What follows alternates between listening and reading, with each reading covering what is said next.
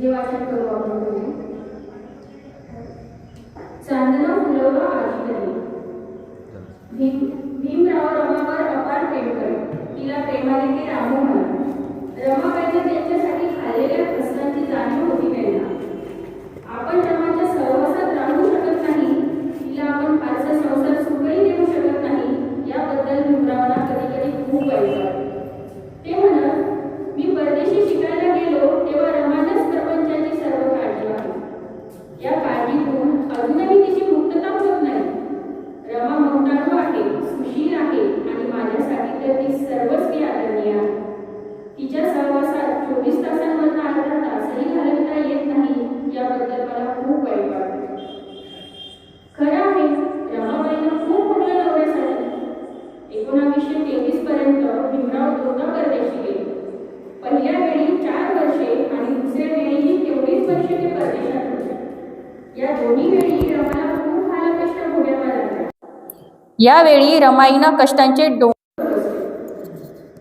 नवऱ्याच्या गैरहजेरीत विधवा जावेला आणि तिच्या मुलांना अंतर दिलं नाही. त्यांचं तिनं उत्तम पालनपोषण केलं. एका लुगड्यावर दिवस काढले. मोठ्या काटकसरीनं संसार केला. दारिद्र्य झेललं. पोरांचे आजार झाले. त्यांचं रुसणं फुगणं होई हे सर्व रमाईनं केलं. यावेळी तिनं उपास तापास केले. दर शनिवारी रमा उपवास करी. प्रत्येक पौर्णिमेला उपवास करी. या उपवासामागं नवऱ्याला मोठं यश लाभावं हे कारण असे. तो सुखी राहावा हे कारण असे. पण अनेक दिवस रमानं भिजवलेली उडदाची डाळ खाऊन आणि पाणी पिऊन दिवस काढले. या काटकसरी मागं अडचणी होत्या. कधी एका सांजेलाच ती जेवली, कधी अर्धपोटी राहिली, कधी काहीही न खाता राहिली. काय करणार? काहीच करता येत नव्हतं. हा संसार मोडू नये, तो उभा राहावा, यासाठी रमाई अशीच जडत होती, झिजत होती. रमाईनं शेण वेचलं, गौऱ्या वेचल्या, सरपणासाठी वणवण केली. 2-2 कोस ती पायपीट करी. पोय बावडीतून ती दादर माहीपर्यंत जाई. नवरा बॅरिस्टर व्हायला विलायतेला गेलेला. एवढ्या मोठ्या माणसाची बायको सरपणाचे भारे डोक्यावर वाहून नेते असं लोकांनी म्हणू नये. आपल्या नवऱ्याच्या नावाला ऊन येऊ नये म्हणून रमाईनं संध्याकाळी अंधार पडल्यावर निघत दादर माहीमपर्यंत जात आणि रात्री 8-9 वाजेपर्यंत सरपणाचे भारे घेऊन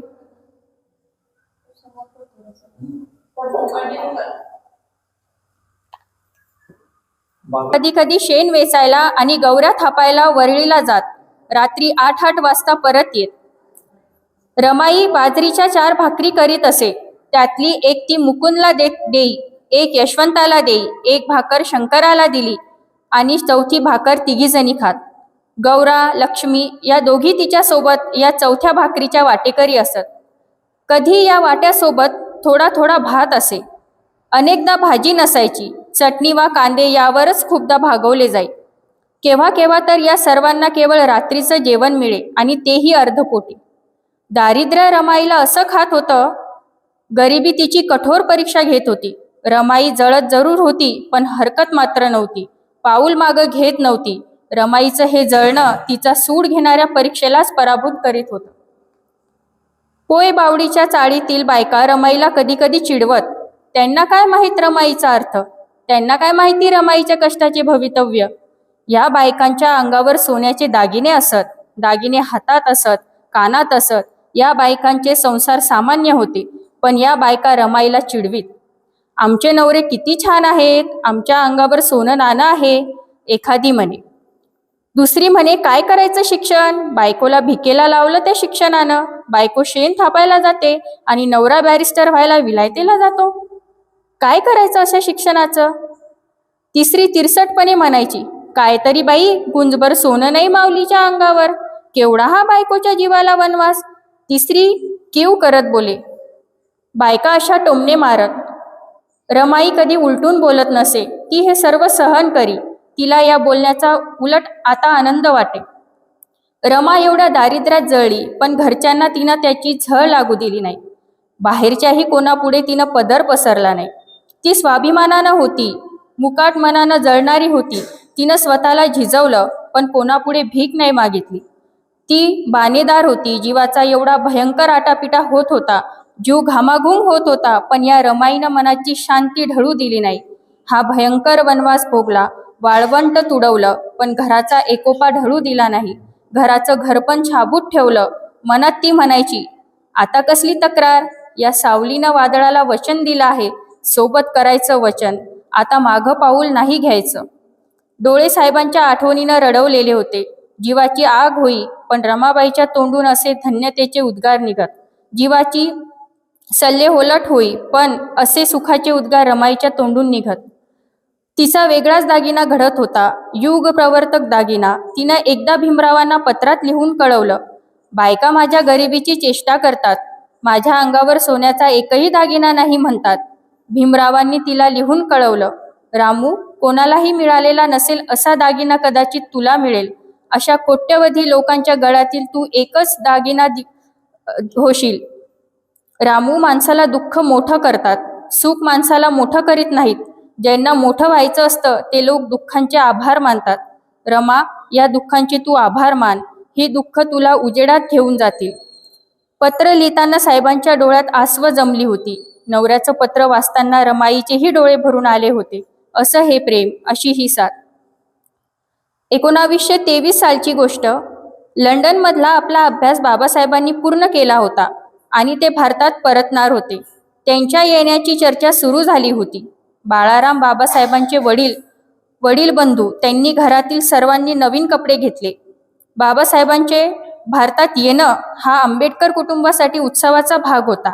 एका प्रदीर्घ विरहाचा अस्त आणि भेटीच्या आनंदाचा समारंभ असा या घटनेचे स्वरूप होतं. सर्वांनीच मन सुगंधी झोके होऊ लागली होती. सर्वांच्या मनात सुख दरवळू लागलं होतं. बाळाराम तसे, पण रमाईचं काळी स्वतःसाठी तुटत नव्हतं. ते तुटत होतं बाबासाहेबांसाठी.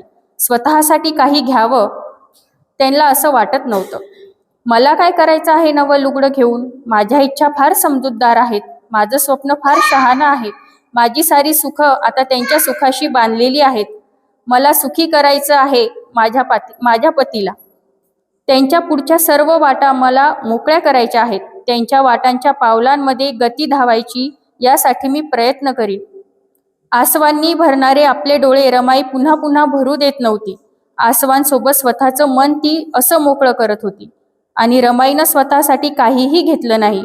बाळारामांनी तिला लुगड्यासाठी दिलेले पैसे तिनं कसे खर्च करावेत. रमाबाईनं बाबासाहेबांसाठी एक धोतर जोडी घेतली, झोपण्यासाठी गादी घेतली आणि जेवायला बसण्यासाठी पाट घेतला. चंदनाचा सुगंध इतरांसाठी असतो, चंदाचं ताट चांदणं इतरांसाठी असतं, तसंच रमाईचं सर्वस्व बाबासाहेबांसाठी होतं. आता एक प्रश्न मी तुम्हाला विचारते, ही परिस्थिती जर आपल्या सगळ्यांवर असती तर, स्पेशली मी स्त्रियांना बोलते, तर कदाचित माझं हे उत्तर असेल की आपण आपल्या पतीला वापस बोलावून घेतलं असतं. काय करायचंय लोकांचं तुम्हाला, है ना. हाच फरक आहे सामान्य स्त्री आणि रमाईमध्ये. तिनं स्वतःचा शिकून असतं दिलं आणि तुम्ही दुसऱ्यांचा विचार का करतायत, माझा विचार करा पहिले, हे बोललं असतं. तर आपण सर्वांनी रमाई होण्याचा प्रयत्न करा. होऊ शकत नाही, पण थोडाफार प्रयत्न तरी करू शकतो. तर हे रमाईचं हे पुस्तक वाचून झालं. आपण ग्रंथाला सुरुवात करू.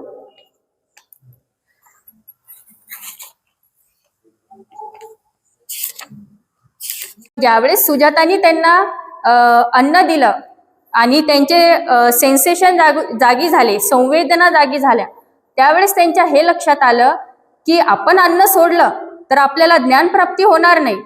कारण ज्ञानप्राप्ती होण्यासाठी शरीरामध्ये चैतन्य असणं गरजेचं आहे आणि शरीराला संवेदना असणं गरजेचं आहे.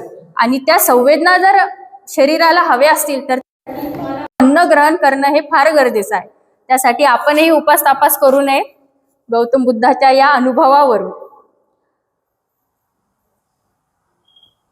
ज्ञानप्राप्ती करून घेण्यासाठी त्यांना 4 आठवडे लागणार होते आणि 4 आठवडे लागले. पण हे ज्ञानप्राप्ती सहज नाही झाली, पायऱ्यांनी झाली. 4 पायऱ्या होत्या त्याच्यामध्ये. तर पहिल्या पायरीमध्ये त्यांनी तर्कशक्ती आणि अन्वेषण याचा उपयोग केला. तर तर्कशक्ती म्हणजेच काय? सोप्या भाषेत सांगायचं झालं तर अंदाज लावणे. जसं आपण लावतो, एखादी गोष्ट असली तर त्याचा आपण एक अंदाज लावतो की ही गोष्ट अशी असू शकते. पण आपल्या अंदाज लावण्यात आणि त्यांच्या अंदाज लावण्यात हा फरक आहे की आपण फक्त अंदाज लावतो कोणत्याही गोष्टीचा, आपण त्याचा विचार नाही करत.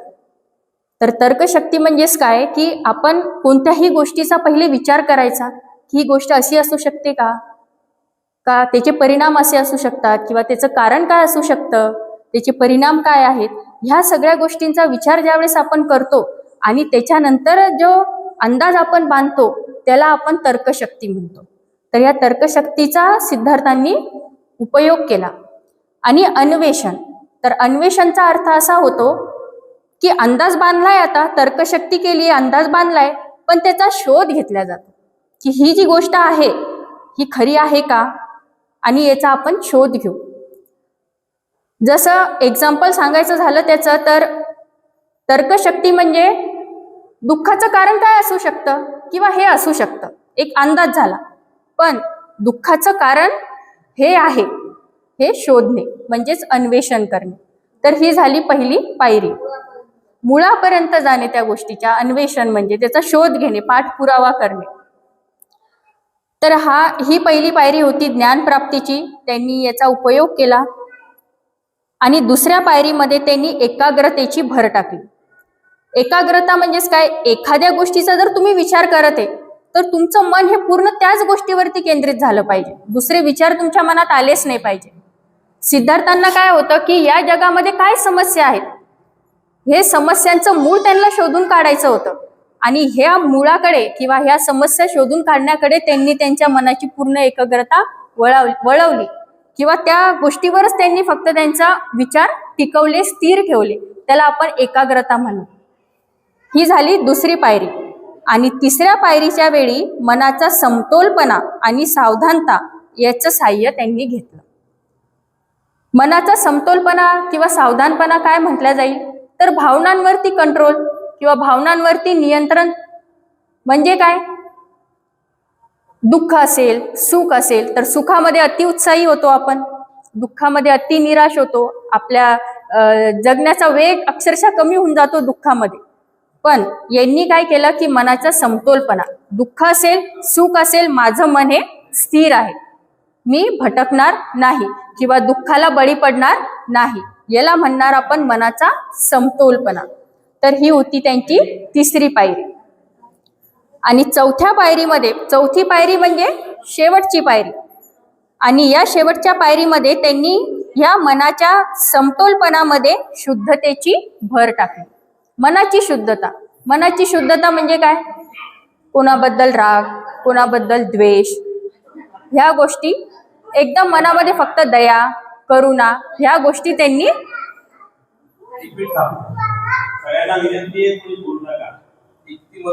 तर मनाचा समतोलपणा झालं, आणि ह्या मनाच्या समतोलपणामध्ये त्यांनी शुद्धतेची भर टाकली. शुद्धतेची भर टाकली म्हणजे काय?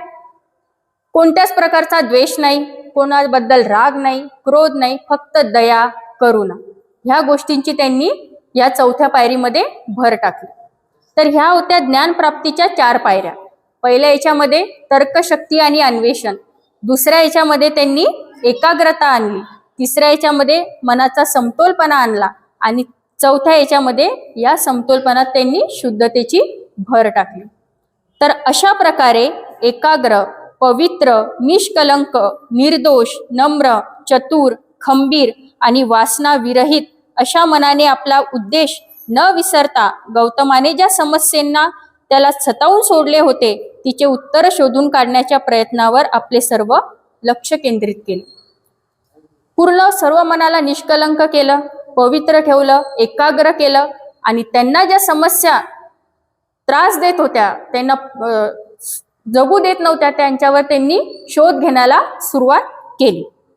चौथ्या आठवड्याच्या शेवटच्या दिवशी त्यांचा मार्ग प्रकाशित झाला. त्याला स्पष्टपणे दिसून आले की जगात फक्त 2च समस्या आहेत, आणि पहिली जी समस्या आहे ती कोणती? दुःख. दुःख सर्वात मोठी समस्या म्हणजे दुःख आहे.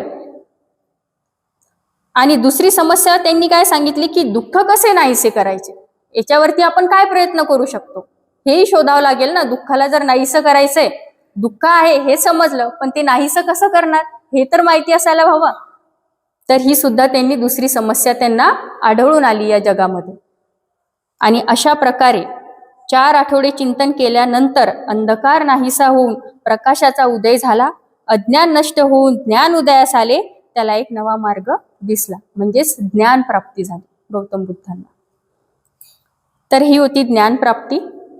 त्यानंतर नव्या धम्माचा शोध. तर ज्ञान प्राप्ती झालेली होती सिद्धार्थांना, परंतु त्यांना हे समजलं होतं की जगामध्ये दुःख आहे, ही समस्या आहे, पण ह्या दुःखाचं निवारण कसं करायचं हे माहिती नव्हतं. तर त्यांनी नव्या प्रकाशाच्या प्राप्तीसाठी गौतम जेव्हा चिंतनास बसला तेव्हा साख्य तत्वज्ञानाची पकड त्याच्या मनावर होती. त्याच्या मते जगातील व्यथा आणि दुःख यांचे अस्तित्व एक निर्विवाद वस्तुस्थिती होती. सांख्यिक किंवा सांख्य तत्वज्ञान म्हणजे काय की गौतम बुद्धांनी आतापर्यंत भरपूर अभ्यास केला, भरपूर तत्वज्ञान त्यांनी संग्रहित केलं. तर त्यापैकी हे तत्वज्ञान सांगितलेलं आहे सांख्य तत्वज्ञान. तर सांख्य तत्वज्ञान मध्ये 2 तत्व सांगितले आहेत, पुरुष आणि प्रकृती.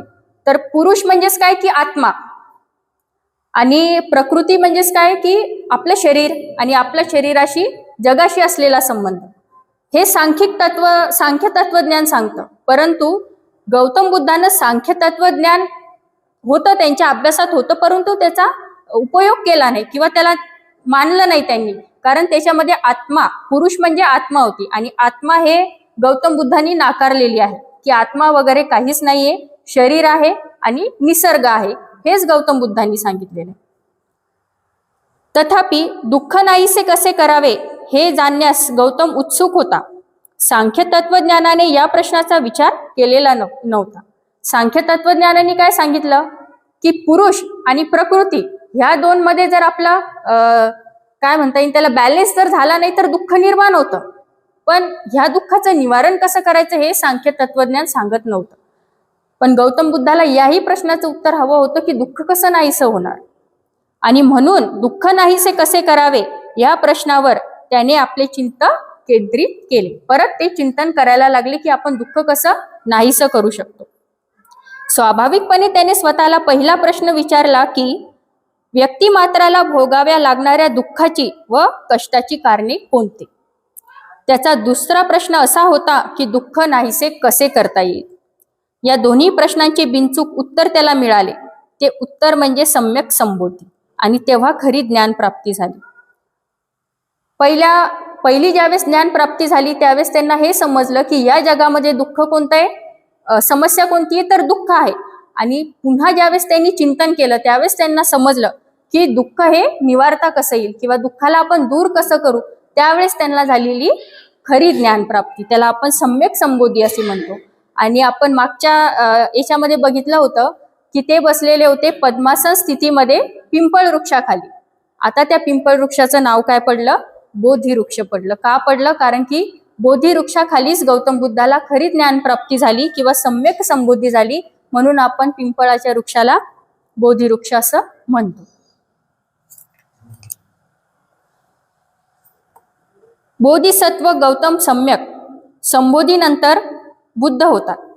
आतापर्यंत हा जो प्रवास सुरू होता हा बोधिसत्वाचा प्रवास होता. म्हणजे सिद्धार्थ अजून बुद्ध झालेले नव्हते, पण बुद्ध होण्यासाठी काय करायचं किंवा बुद्ध म्हणजे कोण हे बघायचं आपल्याला. बोधिसत्व कोणाला म्हणायचं, तर बोधिसत्व होण्याचा प्रयत्न किंवा बुद्ध होण्याचा प्रयत्न करणारा मनुष्य म्हणजे बोधिसत्व. आतापर्यंत गौतम बुद्धांनी जे ज्ञान ग्रहण केलं, जी ज्ञान प्राप्ती त्यांना झाली होती, तर ते बोधिसत्व या रूपात झाली होती. आणि बोधिसत्वाचा अर्थ काय होतो की जो मनुष्य बुद्ध होण्यासाठी प्रयत्न करते त्याला आपण बोधिसत्व म्हणतो. पण ह्या बोधिसत्वावरून बुद्धाकडे जाण्याचे कोणते मार्ग आहेत ते बघायचेत आपल्याला, किंवा बोधिसत्व हा बुद्ध कसा होईल.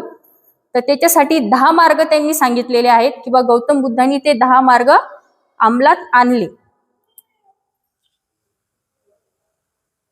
बोधिसत्व आपल्या जीवनाच्या पहिल्या अवस्थेत आनंद प्राप्त करून घेतो. सोनार ज्याप्रमाणे सांदीतले कीट काढून टाकतो, त्याप्रमाणे बोधिसत्व आपल्यातील अशुद्धता काढून टाकल्यावर असा विचार करू लागतो की प्रथम अविचारी असलेला पण पुढे विचारी बनलेला मनुष्य ढगातून बाहेर पडलेल्या चंद्राप्रमाणे जगाला प्रकाशित करतो. हे जाणल्यावर त्याला आनंद होतो आणि त्याला सर्व प्राणी मात्रांच्या कल्याणाची तीव्र तळमळ लागते. बोधिसत्वाचा पहिला प्रयत्न काय असतो की पहिले तर एकाग्र मन करा. पूर्ण विचार तुमच्या डोक्यातून काढून टाका. पूर्ण विचार म्हणजे कोणते विचार?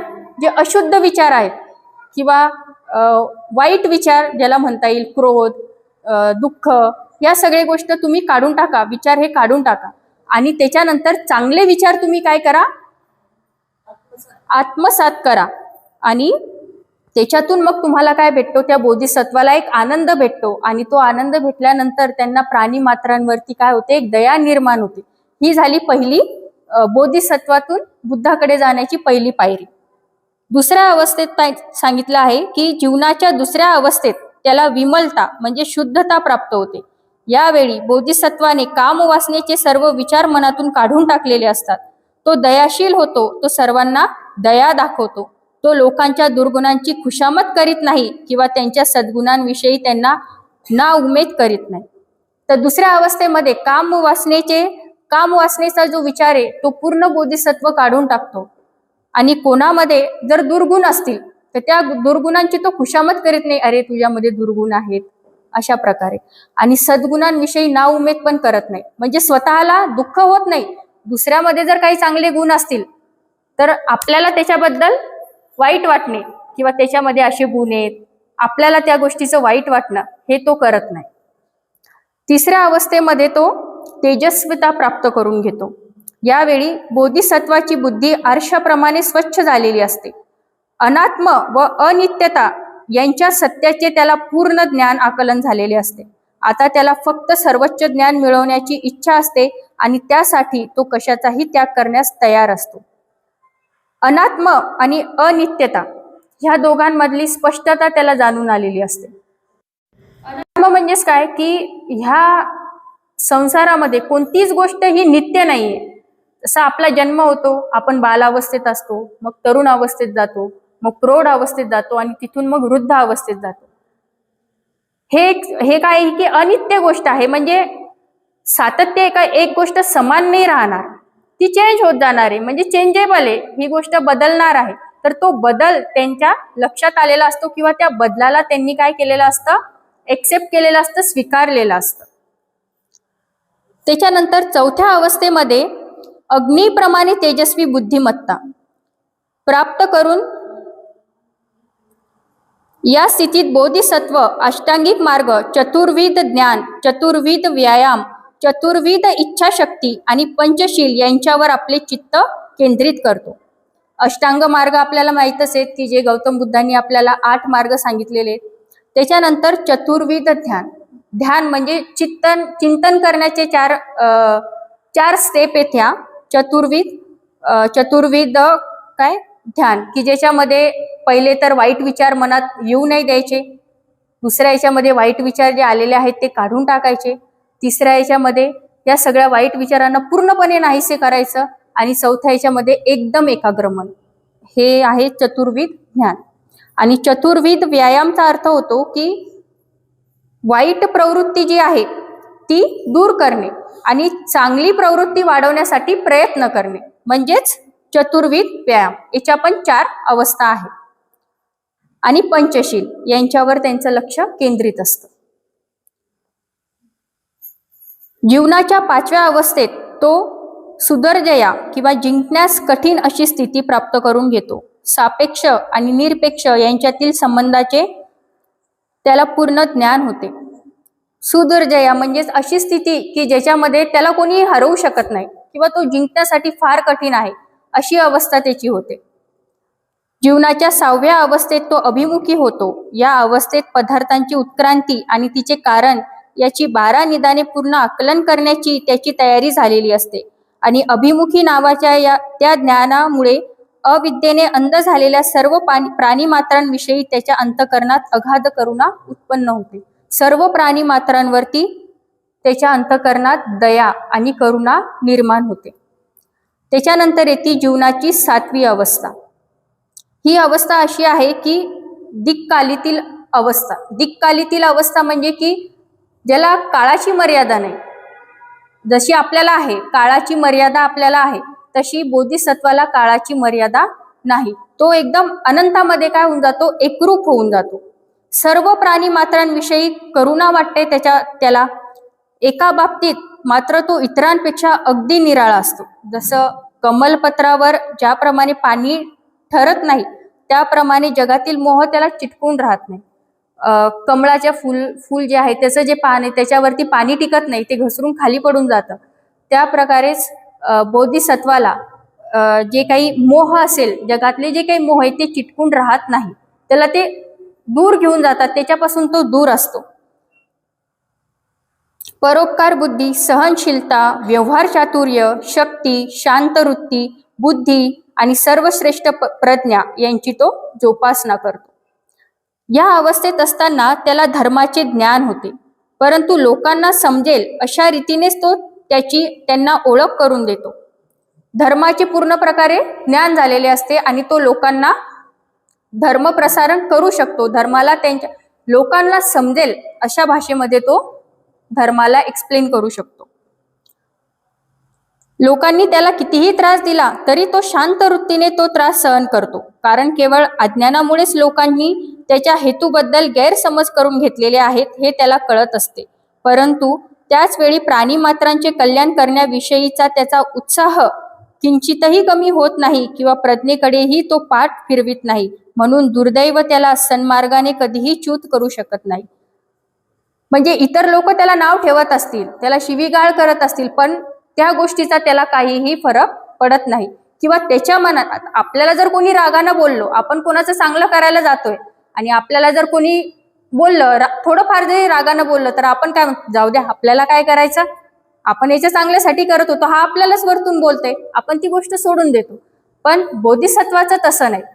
त्याला कोणी काहीही बोलो, त्याचा कितीही राग करो, त्याचा कितीही द्वेष करो, त्या गोष्टीचा त्याला काही फरक पडत नाही.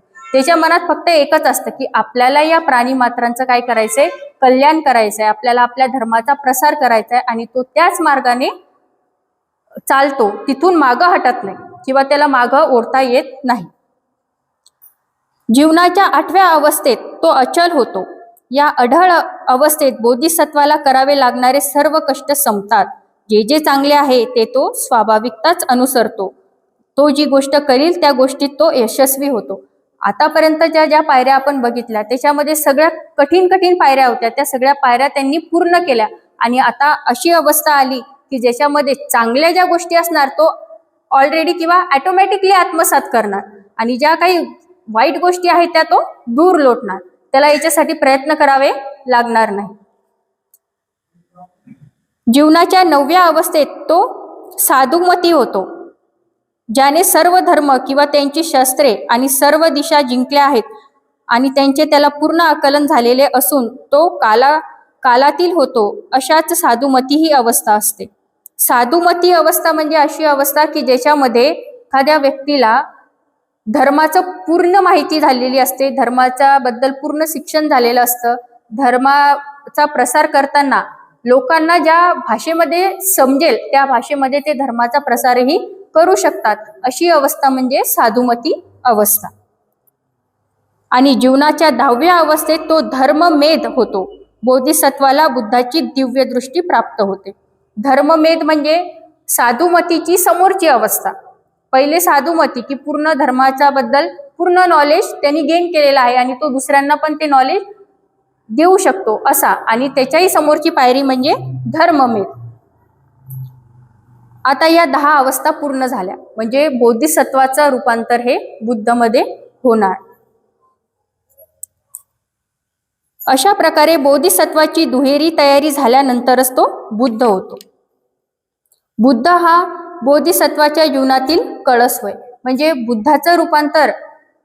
बोधिसत्वाचं रूपांतर हे बुद्धामध्ये होण्यासाठी ह्या 10 पायऱ्या त्या मनुष्याला किंवा त्या बोधिसत्वाला पार कराव्या लागतात आणि त्यातून मग तो बुद्ध होतो, जे की गौतम बुद्धांनी या बोधिसत्वातून बुद्धाकडे वळण्याच्या या सगळ्या पायऱ्या पूर्ण केलेल्या आहेत. आणि डॉक्टर बाबासाहेबांचं असं म्हणणं आहे की जातक सिद्धांत आहे हा. आता जातक सिद्धांत जर म्हणायचा झाला तर हा पुनर्जन्माच्या रिलेटेड सिद्धांत आहे आणि पुनर्जन्म हे गौतम बुद्धांनी नाकारलेले. पण याच्यामध्ये जातक सिद्धांताचा अर्थ असा होतो की बोधिसत्वाकडून बुद्धाकडे येण्याचा ह्या पायऱ्या आहेत तो एक एक नवीन नवीन जन्म आहे. म्हणून गौतम बुद्धांनी याला बाबासाहेबांनी याला जातक सिद्धांत म्हटलं. तसा जर जातक सिद्धांत बघायचा झाला तर तो पुनर्जन्म आहे की हा जन्म या जन्मामध्ये मृत्यू झाल्याच्या नंतर दुसरा जन्म होणार. पण इथे जातक सिद्धांताबद्दल बाबासाहेब सांगतात की जातक सिद्धांत म्हणजे एका पायरीवरून दुसऱ्या पायरीवर जर बोधिसत्व जातोय तर त्याचा पुनर्जन्म होतोय. म्हणून इथे जातक सिद्धांत असं म्हटलेलं आहे बाबासाहेबांनी. बुद्ध होण्यासाठी बोधिसत्व आवश्यक अशा 10 जीवनस्थानातूनच गेला पाहिजे. या सिद्धांताला दुसऱ्या कोणत्याही धर्मावर तोड नाही. दुसरा कोणताही धर्म आपल्या संस्थापकाला असल्या कसोटीला उतरण्याचे आव्हान देत नाही. जे मी पहिले सांगितलं होतं की इतर धर्मामध्ये आणि बौद्ध धर्मामध्ये असलेला फरक, की इतर धर्माचे जे धर्मप्रसारक आहेत त्यांना या सगळ्या कसोट्या पार करावं नाही लागत. ते फक्त ध्यानाला बसले, धर्माबद्दल नॉलेज घेतलं आणि समोर ते धर्मप्रसारक बनून जातात. पण आपल्या धर्मामध्ये जर तुम्हाला धर्माचा प्रसार करायचा आहे तर त्यासाठी तुम्हाला हे बोधिसत्वाच्या 10 पायऱ्या पार कराव्याच लागतात आणि हे इतर धर्मामध्ये नाही आहे. ह्या ज्या कठीण पायऱ्या आहेत किंवा या ज्या कसोटीच्या पायऱ्या आहेत या फक्त आपल्या बौद्ध धर्मातच आहे की ज्या बोधिसत्वाकडून बुद्धाकडे जातात. आणि अशा प्रकारे सिद्धार्थाहून गौतम बुद्ध झाले बुद्ध. धन्यवाद.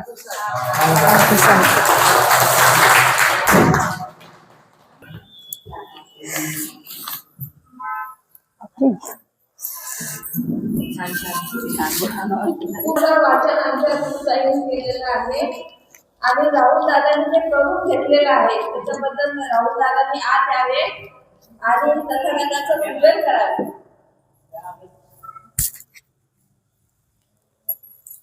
अशी मी आशा करते. ऑलरेडी अगरबत्त्या लावलेल्या नाही काय का.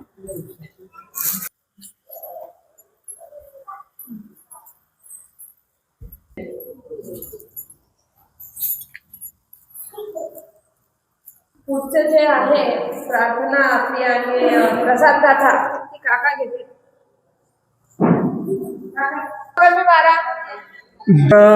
रत्न तू साधु वरदान तू आद्य कुलभूषण तू भीमराजा सबल विद्यापती ज्ञान संग संगती शास्त्र शासन मती बुद्ध तेजा मरमरा रत्न स्वजन उद्धारा भगवंत हमचा करा भक्त काजाव चवदार संगरी शस्त्र न धरिता करी कापला हरी मुरे रौद्र रूपाव मुक्ती पंथ कोणता जीर्ण स्मृती जाळिता उजाळिल्या गतिका मार्ग साजाव राष्ट्र घटना कृती शोभते भारती मानो बोलती स्वार्थ संज्ञाव शरण बुद्धासमी शरण धम्मासमी शरण संघासमी भीमराजाव शरण संघासमी भीमराजाव शरण संघासमी भीमराजाव हा धम्म हो हवा हवा दुःखावरील ही दवा मी सांगतो म्हणून नव्हे स्वतः तुम्ही अनुभवा हा धम्म हो हवा हवा दुःखावरील ही दवा मी सांगतो म्हणून नव्हे स्वतः तुम्ही अनुभवा दुःखाने विश्व सारे हे तुडुंब भरले आहे रे. व्याधी व्यथा जरा मरण तुझीच वाट पाही रे. जीवन प्रवासी मानवा विसावा शांतीचा हवा. सांगतो म्हणून नव्हे स्वतः तुम्ही अनुभवा. मोहामुळे तृष्णेमुळे दुःखाची होई निर्मिती. अनेक दुःख वेदना कुकर्माची ही परिणिती. पुसावे सारे आसवा ठेवावे दूर वैरवा. मी सांगतो म्हणून नव्हे स्वतः तुम्ही अनुभवा. हा धम्म शिकवितो नीती मैत्री भावना प्रीती. सतधम्माची ही प्रचिती मिळेल ज्ञाने सुगती.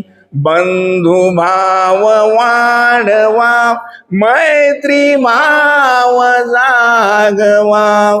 मी सांगतो म्हणून नव्हे स्वतः तुम्ही अनुभवा. आपण धम्मास ओळखा लावा कसोटी पारखा. हा सत्य सत्य सारखा झालास विश्व लाडका. अष्टांग मार्ग ही दवा सतधम्माचा हा गोडवा. मी सांगतो म्हणून नव्हे स्वतः तुम्ही अनुभवा. हा धम्म हो हवा हवा दुःखावरील ही दवा. मी सांगतो म्हणून नव्हे स्वतः तुम्ही अनुभवा.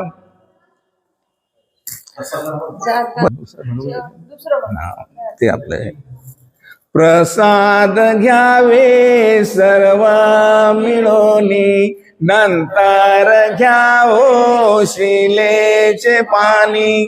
शिलेच्या पाण्याचा घ्याना हो घोट. शोध करावे आपल्या मनास बुद्धाच्या मार्गाने चाला हो नीट. धम्माच्या मार्गाने चाला हो नीट. संघाच्या मार्गाने चाला हो नीट. भीमाच्या मार्गाने चाला हो नीट. बुद्ध भगवान की जय. भीम भगवान की जय.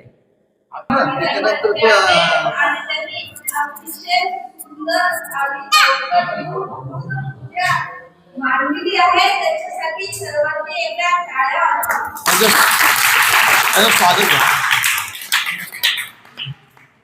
त्यांचे काका काकू भाऊ बहिणी सगळ्यांचं स्वागत या ठिकाणी आपल्याला विशाखा महिला मंडळातर्फे करायचे आहे. ते सर्वांनी इथे या.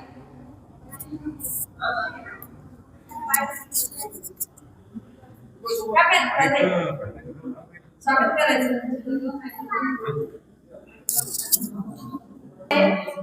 प्रज्ञा मोरेताई यांनी पण यावे. विद्याताईंनी पण यावे आणि स्वागत करा.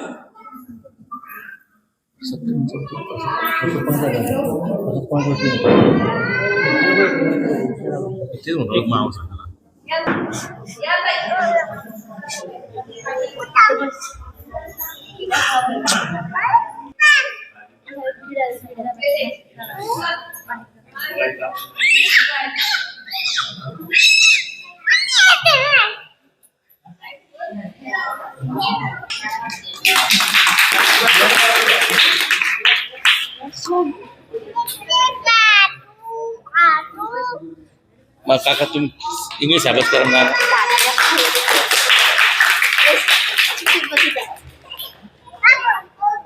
इंग्लिश अभ्यास करा तुम्ही इंग्लिश सरचं तुम्ही स्वागत करा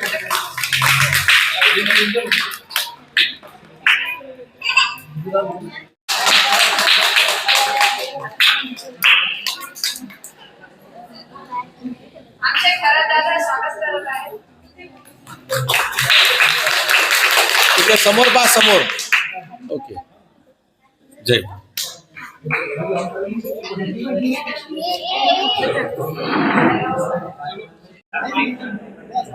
बाहेर